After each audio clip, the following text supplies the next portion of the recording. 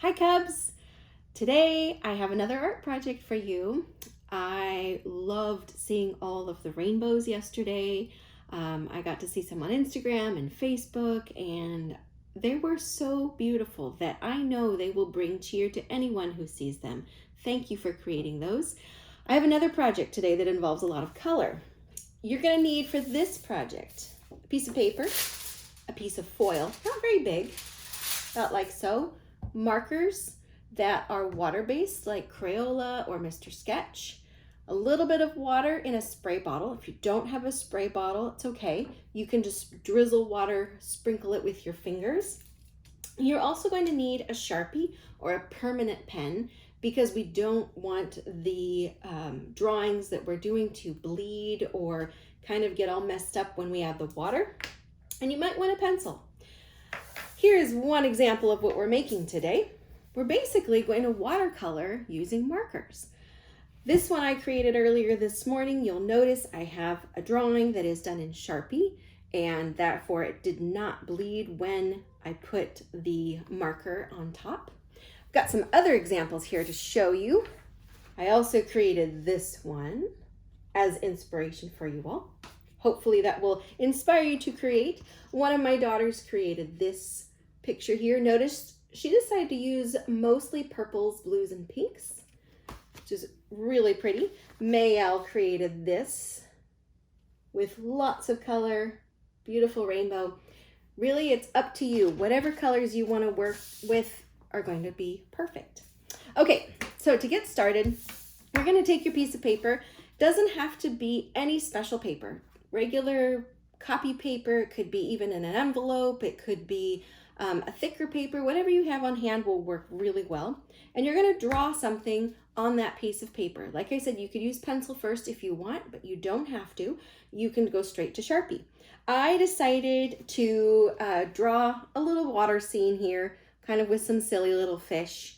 And so if you need to, pause the video and go ahead and draw and then come back. Otherwise, we'll keep going. I'm going to need to use that foil that I got out earlier and my markers. And remember, I mentioned the kind of markers that are like Mr. Sketch or Crayola because those are water-based and we need them to be water-based so that they turn out like a watercolor. Let's see, I have an ocean scene. I think I'm going to use mostly blues and greens for this. So this part's kind of fun. You're just going to color on the foil, covering as much as you need so that when your picture lays down on top of it, it will be fully colored by the ink that is left on the foil. Now, I'm just going to start adding ink on here. If you're a left-handed artist like myself, you're going to want to make sure that you start over on the right-hand side, away from your coloring hand, and color from right to left so you don't end up with marker all down your arm. If you're a right-handed artist, you're going to want to start on the left and color over to the right so you don't end up with marker all over your arm. I usually still end up with marker on my arm, as you know from the art room. Let's see here. I'm going to add another blue. You really can try all sorts of colors and patterns. You'll notice I'm not coloring with detail right now. I'm coloring a big area on my foil. So far, I have something that looks like this. Just lots of color is what I'm going for right now. I had mentioned that I'm using blues. I decided to add in some greens.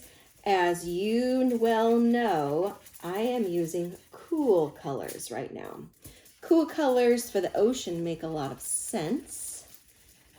Suppose really I could do any colors, but for now I'm going to go with these cool colors here. Let's see, I might need to add a little bit more blue on this side. And then I should have enough that I can do the watercolor part. It's actually kind of magical. My first graders, you probably remember us doing some marker prints, and it is like magic because you have color here and then suddenly it ends up on your picture. All right, so I have the picture I'm going to print. on top of. I have my colored marker on the foil. Looks just like that. And now I need to get it wet. I have a spray bottle, but if you don't have a spray bottle, it's okay. You can just kind of drizzle it on with your fingers. You do want to get it pretty wet because since we've been talking and working, it's dried a bit. Okay, that's good. I can't lift it up to show you because it would all drip all over the table. I'm going to set this down right in the middle of my art, and I'm going to press on it. And I want to use my fingers and rub all of the edges so that I can make sure the marker goes onto my paper. And then we're ready for the magic. All right, let's see if it worked. Here we go. How'd it turn out?